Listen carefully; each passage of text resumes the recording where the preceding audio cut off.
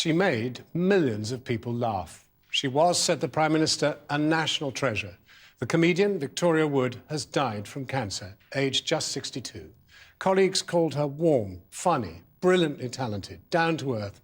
Long-time co-star Julie Walters described her as her loss as incalculable. According to fellow performer Jenny Eclair, all of us women in comedy owe a huge debt of gratitude to Victoria. She paved the way. Please welcome Victoria Wood. Victoria Wood first arrived on our screens in 1974, winning the talent show New Faces.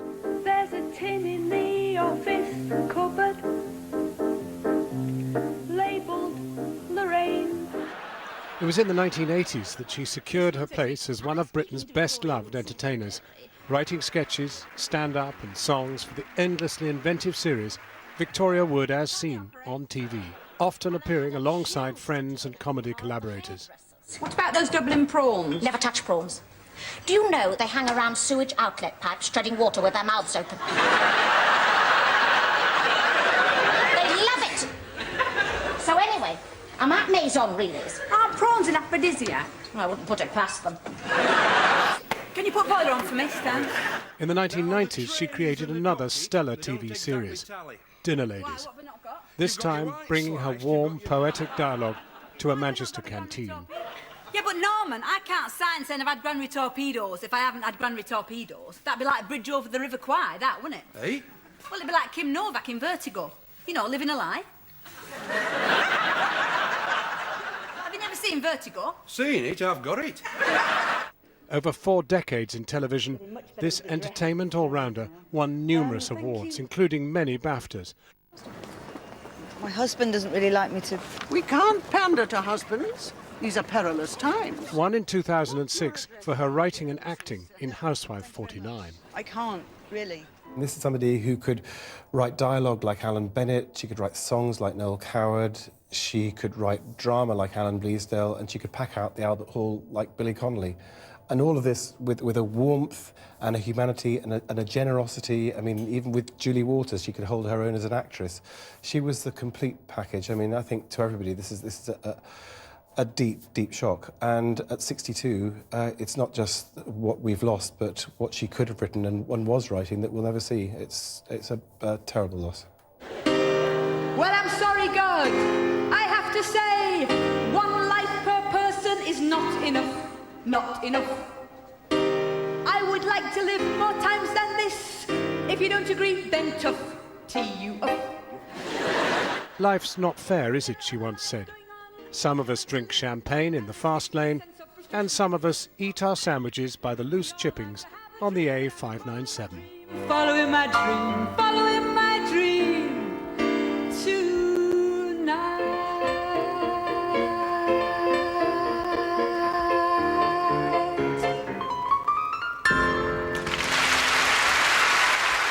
Well, to discuss Victoria Wood's comic legacy, we're joined now by the actress Anne Reid, who acted in Victoria Wood's comedy series Dinner Ladies, 2 series of it, and from Edinburgh by the comedian and writer Rhona Cameron.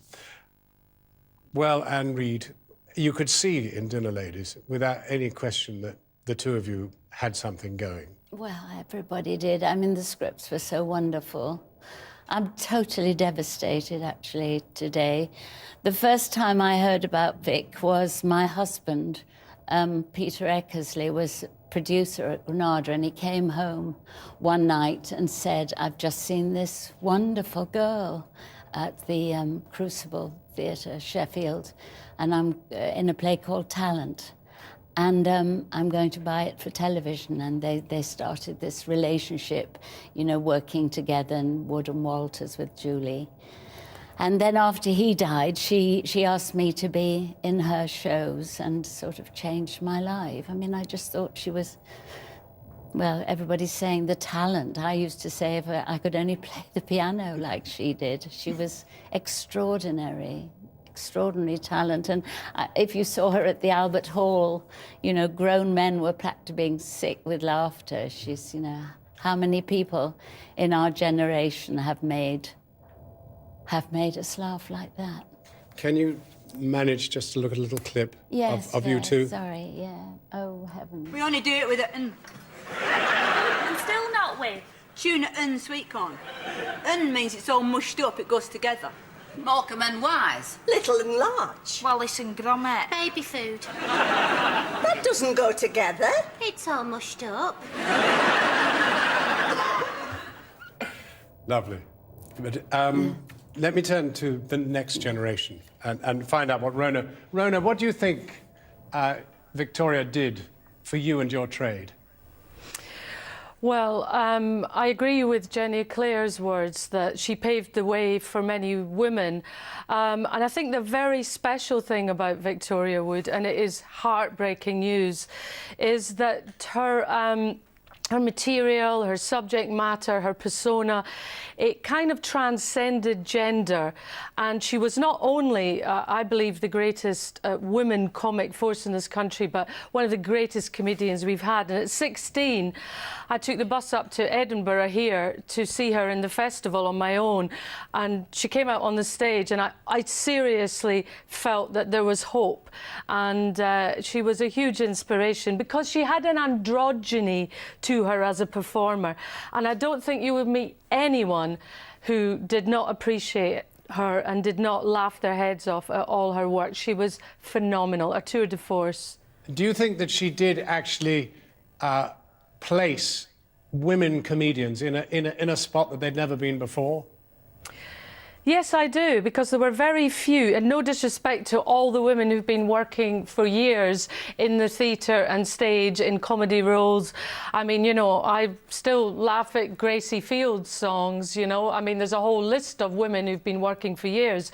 But I think at a time of sort of, you know, very working class northern male machismo comics, she did something very different. And as I say, it's very important because it transcended her gender.